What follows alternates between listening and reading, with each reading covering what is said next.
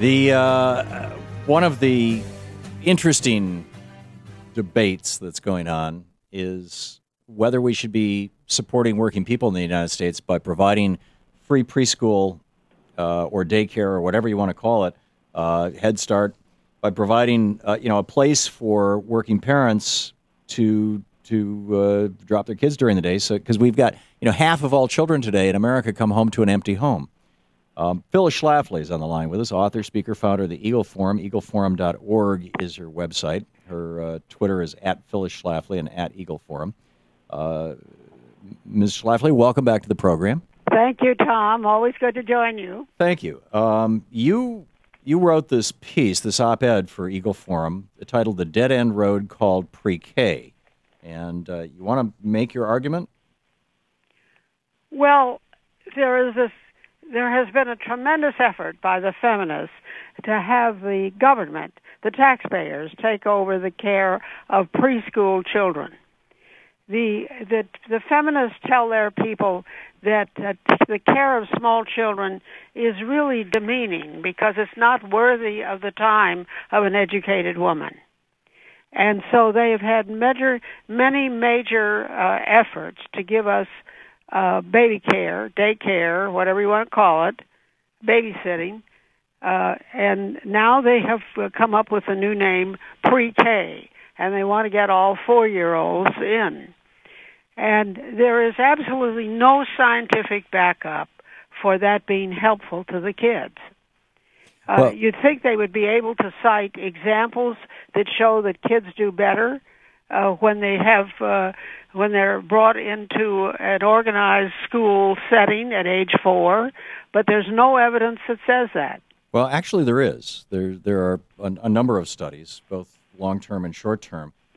They've been done in Michigan, New Jersey, Oklahoma, South Carolina, and West Virginia. The ones they usually cite are 50 years old. Yeah, the major longitudinal studies, which began in the 60s and 70s, but they're continuing to this day, are the High Scope Perry Preschool Project, the Chicago Parent Center, and the Acabadarian Project. All three of these are 50-year-long studies that show, for example, with pre-K, IQ was over 90 at age of 5, 67%. Without pre-K, 28%. Achieved basic or better at the age of 14, 49% with pre-K, 15% without. This is among low-income, at-risk children. Graduated high school with pre-K, 65% without, 45%. Owned a home at the age of 27, 27% with pre-K, 5% without pre-K. Earned over $40,000. Over $20,000 at the age of 40, 60% with pre-K, 40% without. That's from the High Scope Perry Preschool Study. Through the age of 40. They tracked these children for 40 years. You're right. And, I think that's pretty good science. But beyond that, you made 2 points. One was that the government wants to take over preschool education. I don't know of any programs where the government actually owns the facilities and hires the teachers. I think the government would fund it. And if not the government, then who? I mean, back in the 80s, I ran a business. My wife and I owned and ran a business, and we actually had a daycare center in our business because it was a travel agency, and a lot of the people who worked for us were young women who had children. We offered that as a benefit, but that was back before Reaganomics had really taken hold, and the middle class had been hit so badly. Now you can't make a living. I mean, in some countries like Sweden, they actually say, okay, staying at home is worth a certain amount of money, and you can take this you can get it as a tax deduction. You can get it as you are eligible for Social Security. We put money into your retirement fund as a stay-at-home mom or dad. But I don't hear Republicans promoting any of those things. Well, the Republicans in general don't want to spend more money and don't want the government controlling more of our lives and raising our children. And in those studies, you haven't compared them with the advantage of children who live with their own mother and father and are cared for at home. I personally think a 4-year-old is too young to be put in a school setting. I don't think it's good for the child. I don't think a child benefits by it. And I really don't. I really question all those figures that you put out, because what they talk about all the time are the Head Start and the Perry Project, which of course have never been replicated. And we need to know, we need to have some really good facts.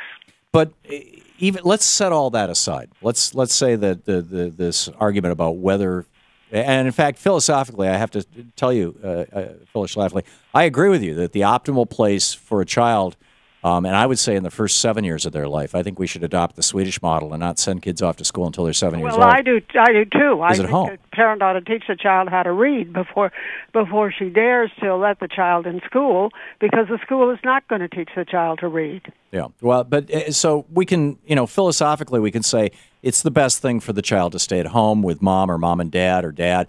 But the reality of, post-Reaganomics America is that we have had flat income. The average worker, household income has gone from $25,000 a year up to around $44,000 a year since the Reagan administration.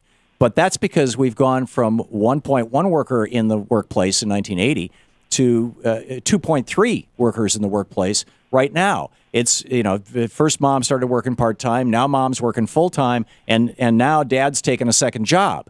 And so there's just no time for the kids. This, I agree with you, is a tragedy for us, but shouldn't we be addressing this systemically? Shouldn't we be saying that all work has a modicum of a minimum level of dignity associated with it that should allow people to have at least a living wage, and therefore this tragedy, this poor young woman in Florida, I think it was a couple days ago, who died in her car, asleep in her car. She was working 4 jobs.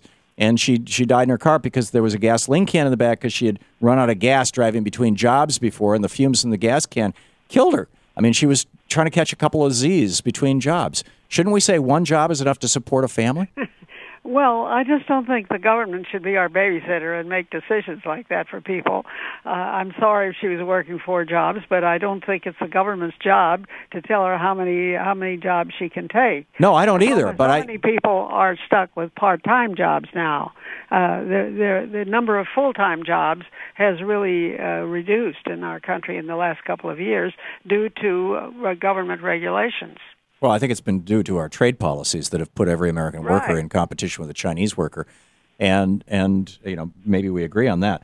But I'm not suggesting that the government should be telling individuals what they're earning. I'm suggesting that if an employer wants to go to the government and say, I want limitations from liability, I want the ability to deduct the CEO's lunch tab from the taxes of the corporation. If they're going to do that kind of thing, they should also, in exchange for that, they should say, we will pay a living wage so that our workers so that an individual worker working in our business can support a family. What's wrong with that? I'm in favor of a living wage, but I'm not in favor of the government setting wages.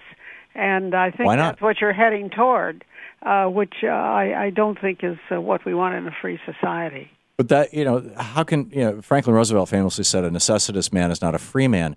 If somebody can't afford their rent and for food, how are they free? Well, when we had a good middle class and people could support their own family with a full-time homemaker in the home, we had very few government regulations. Yeah, life was a lot better. When the government got into the picture, it's the nanny state to take care of the kids because somebody has to take care of them. Okay, I get your perspective. I suggest that your listeners can go to my website, eagleforum.org, and get some more information. There you go. I was just about to say the same thing. eagleforum.org is Phyllis Schlafly's website. You can read her piece. It's called The Dead End Road to Pre-K, called Pre-K. Phyllis Schlafly, thank you for joining us today. Thanks. Have a good day. Thanks, you too. We'll be back. This is the Thom Hartmann Program. 15 minutes past the hour. Your thoughts on how we should deal with this? Seems to me like, once again, we're getting screwed by the man.